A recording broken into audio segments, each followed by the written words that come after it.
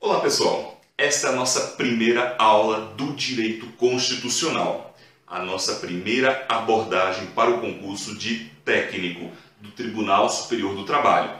Vale lembrar que o direcionamento vai ser para esse concurso, mas esta aula pode ajudar você em qualquer outro de nível médio que cobre a matéria de Direito Constitucional. Então vamos começar. Quando a gente começa a falar sobre o Direito Constitucional, a primeira pergunta que vem, o primeiro questionamento é simples. O que é o direito constitucional? O que significa este importante ramo do direito? O que é o direito constitucional? Meus amigos, direito constitucional é o ramo do direito público que tem por objeto o estudo da Constituição. Aí imediatamente vem uma segunda pergunta. Ora, Moisés, e o que é a Constituição? O que é Constituição? Eu ouço tanto falar e às vezes me confundo, eu não consigo compreender. Pois agora nós vamos entender e não haverá mais dúvidas. Vamos pensar, o que é a constituição de um ser? Não é a essência desse ser? Quando a gente fala, determinado objeto é constituído disso.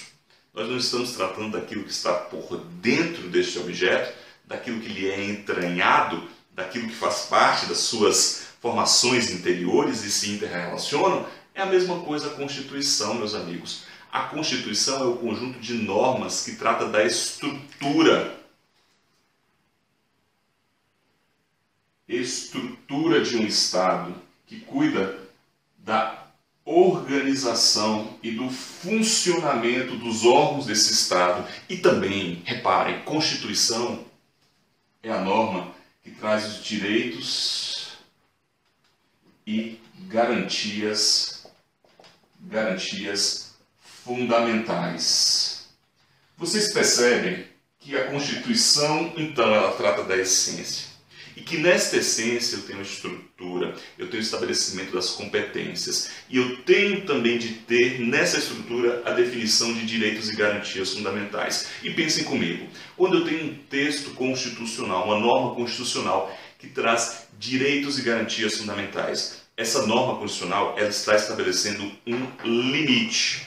Ela está dizendo assim, olha só, dentro desse arcabouço, dentro desse rol, eu tenho um manto protetivo.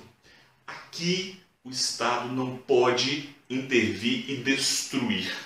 Se me é garantido o direito à vida, se me é garantido o direito à liberdade de locomoção, se me é garantido o direito à privacidade, intimidade, o Estado não pode arbitrariamente. No caso da vida, nós teríamos só uma hipótese excepcional em caso de guerra, que poderia ter a pena de morte, mas a pena de morte, em regra, é vedada no Brasil. O Estado não pode invadir, o Estado não pode destruir o seu direito e também as outras pessoas. Então nós temos os direitos fundamentais como limitadores do poder de atuação do Estado.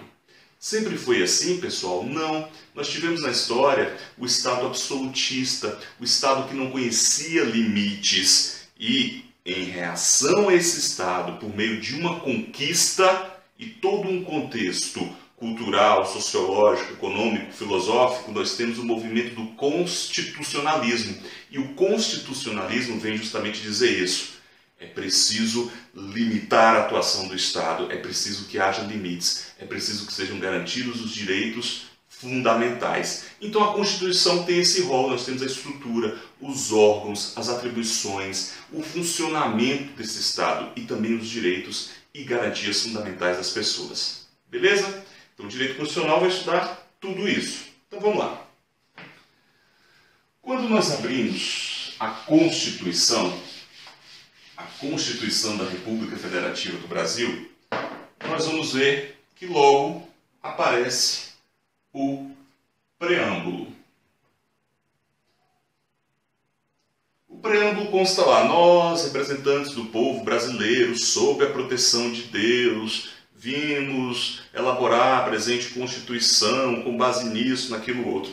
O preâmbulo, ele não é uma norma constitucional. Olha que interessante, ele aparece no corpo, quando a gente pega a Constituição, o corpo físico, você vai lá o preâmbulo, mas ele não é norma constitucional. Como assim, Moisés? Meus amigos, ele não é vinculante, ele não é obrigatório, é por isso que ele não é uma norma constitucional. Os estados não devem reproduzi-lo, não são obrigados a reproduzir, podem em suas constituições estaduais, no período em que foi possível a elaboração das constituições estaduais, mas não é de reprodução obrigatória. O preâmbulo é uma declaração de intenções, tem a ver com as convicções políticas, filosóficas que estavam em vigor naquele momento daquela Assembleia Constituinte e que continuam ou não em vigor ao longo do tempo. É a característica do povo, é uma declaração de intenção. Então ele tem sim relevância. Não é norma constitucional, mas ele é importante. Uai, mas é importante para quê? Ele é importante como diretriz de interpretação. Ele ajuda na interpretação da norma constitucional. Então ele não tem força normativa, mas ele é relevante para a interpretação. Ele não está sujeito ao controle de constitucionalidade. Não existe uma norma que vai ferir o preâmbulo, uma legislação, uma lei ordinária que vai ser submetida a um controle de constitucionalidade porque feriu o preâmbulo. Não. O preâmbulo é uma declaração interpretativa. Aliás, é uma fonte interpretativa. É uma declaração de intenção. Então eu falei aqui em controle de constitucionalidade, preâmbulo. Moisés, que interessante. Então quer dizer que é possível um controle de constitucionalidade? Sim, meus amigos, é possível. Porque depois do preâmbulo nós já vamos ter o artigo 1º. E a partir desse artigo 1º, que diz que a República Federativa do Brasil, formada pela união indissolúvel de Estados, Distrito Federal e municípios, constitui-se em Estado democrático de direito e tem por fundamentos, e traz o rol dos fundamentos ou princípios fundamentais da República Federativa do Brasil. A partir desse artigo, nós temos que será possível o controle de constitucionalidade. E o que é isso? É o seguinte, meus amigos. Quando a gente pensa na Constituição, nós estamos pensando na norma que trata da essência. Nós estamos pensando na norma fundamental. Nós estamos pensando na norma maior de um Estado. Então, a figura que melhor ajuda a compreender é a da pirâmide. Teve um jurista chamado Hans Kelsen que estabeleceu essa teoria. No topo da pirâmide, nós vamos visualizar sempre a Constituição. Eu chamo de Constituição Federal, estou pensando na nossa. Mas o nome correto seria Constituição da República Federativa do Brasil, CRFB. Mas aqui, para fins didáticos, Constituição Federal. Então, olha só. Então, imagine o nosso ordenamento jurídico como uma pirâmide. Essa pirâmide ela tem estratos. Ela tem outras normas. Essas normas que vêm abaixo no corpo da pirâmide, as normas, elas têm de respeitar a Constituição. Elas estão sujeitas a um controle de constitucionalidade. Essa é a teoria de Kelsen, a teoria do escalonamento normativo. Olha só, uma norma inferior, então, por exemplo, pense numa lei. Vamos aqui, na lei previdenciária, a 8.213, lei 8.213 de 91, que trata do plano de benefícios da Previdência Social. Essa lei, ela tem de ser compatível com a Constituição. Ela tem por fundamento de validade a Constituição, não pode contrariar, senão ela será julgada inconstitucional. No plano das leis, nós vamos ter também no mesmo nível das leis ordinárias, por exemplo, essa é uma lei ordinária federal, nós vamos ter as leis complementares, as medidas provisórias, os decretos legislativos, as resoluções, todas estão no mesmo plano. Abaixo nós teríamos, por exemplo, um decreto regulamentar. Qual decreto que regulamenta a Lei 813? É o 3.048 de 99. Então, esse decreto, ele regulamenta a lei. Então, ele tem o seu fundamento de validade na lei. O decreto não poderá contrariar a lei. O decreto é inferior à lei. Entenderam por que a figura da pirâmide? Entenderam que aqui na pirâmide não está o preâmbulo? A pirâmide, a gente começa a pensar quando a gente vê o artigo 1º, 2º, 3º e também os atos das disposições constitucionais transitórias. É isso. Então, entenda a Constituição, essência, a norma fundamental, a norma primeira, aquela que estabelece a estrutura e o funcionamento do Estado, promove a garantia dos direitos fundamentais. Pense como uma pirâmide, sempre essa norma no topo, garantidora. E todo o resto que estiver abaixo não pode contrariá-la, ela é a mais importante. Tudo bem? Beleza, vamos lá. Meus amigos, quando a gente abre o edital, no caso do técnico do TST, do Tribunal Superior do Trabalho, no edital anterior, porque o novo ainda não saiu, quando sair a gente vai fazer a adequação, mas com certeza não vai fugir disso como um dos tópicos, nós temos um tema, princípios fundamentais. Princípios fundamentais. Princípios fundamentais. Os princípios fundamentais da República Federativa do Brasil, eles estão previstos nos artigos 1º ao 4º. Então, atenção, apesar de quando você vai lá e lê a Constituição, você não perceber a palavra princípio, você não a visualiza, se trata de princípios. Então, por exemplo, no artigo 1º, como eu disse, o artigo 1º traz a regra que a República Federativa do Brasil, formada pela união indissolúvel de Estados, Distrito Federal e municípios, constitui-se em Estado democrático de direito e tem por fundamentos. Esses fundamentos também são princípios fundamentais, são valores essenciais para a nossa Constituição, para o nosso ordenamento jurídico, nosso conjunto de leis. Então, quais são os fundamentos da República Federativa do Brasil?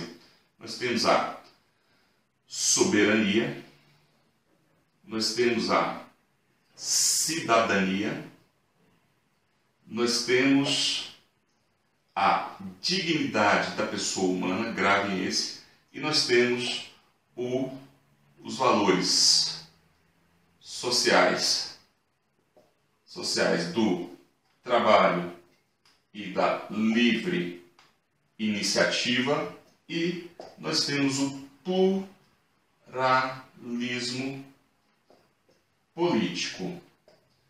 Como assim, Moisés? São princípios fundamentais? São princípios fundamentais, são os fundamentos da República Federativa do Brasil. O que é soberania? Soberania é a garantia de que não existe poder interno que se equipare ao poder da República Federativa do Brasil, e no âmbito externo não existe poder que a vincule. Ela vai ter essa dupla face. Nós vamos ter essa soberania no âmbito interno, essa supremacia, e no âmbito externo nós vamos ter a independência, nós não estamos vinculados a nenhum outro Estado, a soberania. A cidadania, mais do que o direito de votar ou ser votado, mais do que o seu aspecto político, se nós pensarmos numa ideia moderna, a cidadania tem a ideia de corresponsabilidade e participação nas decisões do Estado. Nós devemos ser ouvidos, nós devemos participar da decisão e dos rumos que deve seguir a República, devem ser seguidos pela República Federativa do Brasil. Dignidade da pessoa humana. Esse daqui merece um comentário especial. Dignidade da pessoa humana, ele é o principal valor da República Federativa do Brasil.